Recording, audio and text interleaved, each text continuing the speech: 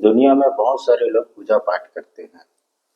अपने अपने धर्म के अनुसार कोई प्रेयर बोलते हैं उसको, कोई इबादत बोलते हैं या कोई धार्मिक अनुष्ठान बोलते हैं।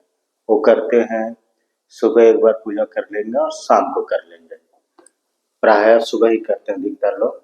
लेकिन कुछ लोगों को अजीब सी उनके ऊपर देव सवार या भगवान की शक्ति आना की घटनाएं होती है। तो प्रायः देखा गया है आदिवासियों को धार्मिक अनुष्ठान में उनमें देव सवार होता है या देवी आता है।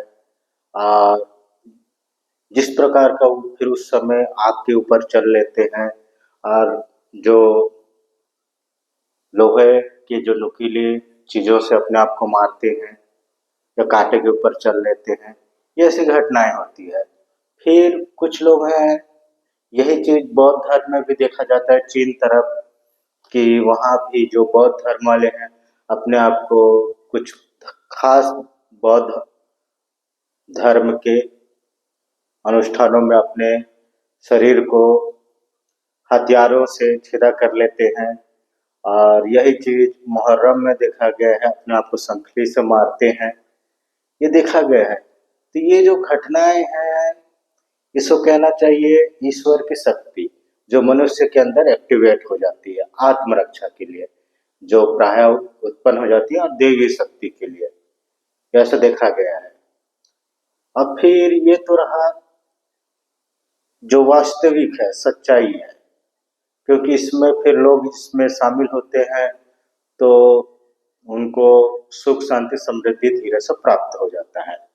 और हिंदू धर्म के बहुत सारे मंदिरों में भी देखा गया है और यही चीज क्रिश्चियनिटी में भी देखा गया है कि वो अपने अनुष्ठान में या एक्सोसिज्म में उनको एक पवित्र आत्मा की जो शक्ति है सबके अंदर आती है और पूरे शरीर को कंपित करते हुए गिर जाते हैं, ऐसा देखा गया है।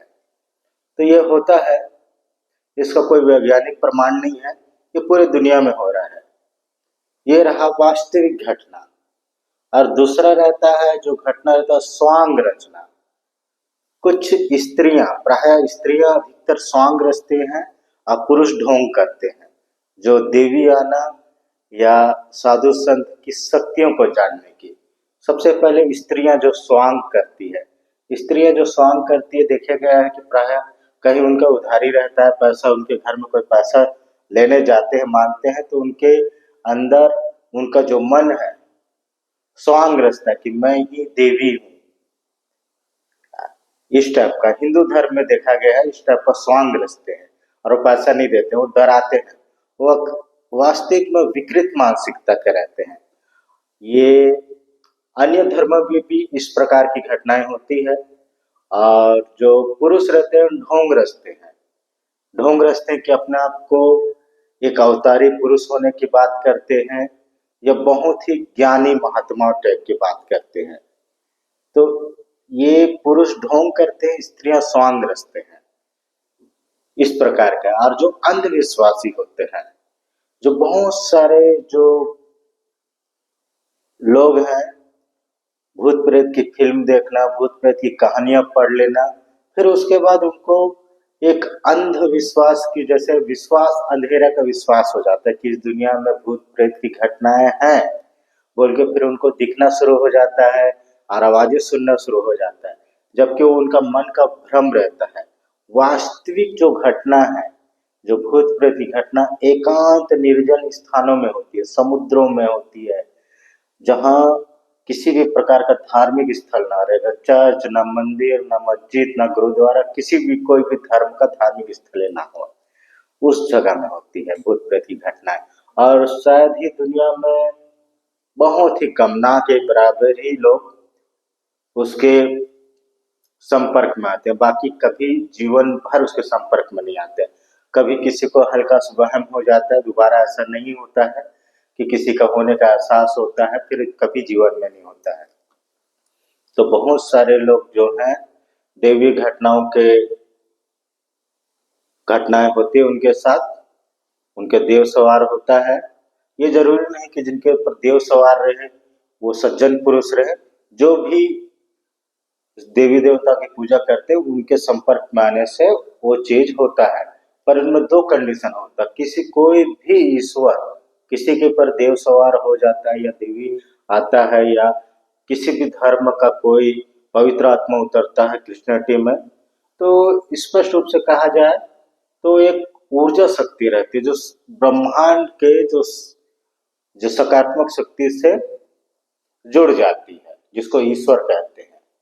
उसके बाद वो बयान करते हैं, लेकिन इसका ये अर्थ नहीं कि सिर्फ मनुष्य के सुख शांति समृद्धि के विषय में ही उसको किसी प्रकार का चर्चा करेगी या सलाह या मार्गदर्शन देगी। उसका नाम, उम्र, जाति ये सब नहीं बताते हैं।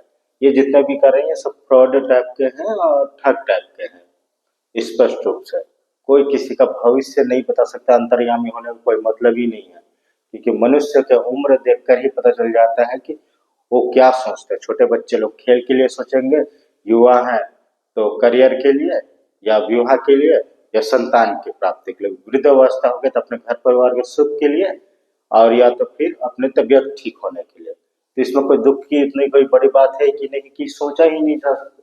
देखने से ही पता चल जाता है कि किसको क्या दुख है। और जो राजनेता उसको चुनाव जीतना है, किसी को प्रमोशन चाहिए, जो स्त्री पुरुष गृह कलेश से परेशान है उनको अपना घर परिवार सही चाहिए, और जो नशेड़ी जुआड़ी व्यभिचारी लोग जिनके परिवार के सदस्य चाहते हैं कि उनके बुरी लतों से दूर हट जाए। अब कुछ लोग जो युवा लोग हैं किसी प्रकार के आकर्षण के कारण किसी लड़का लड़की से शादी करना चाहते हैं, उनके बातों से ही पता चल जाता है, उनके तो इतना कोई अंतर्यामी होने की जरूरत ही नहीं है।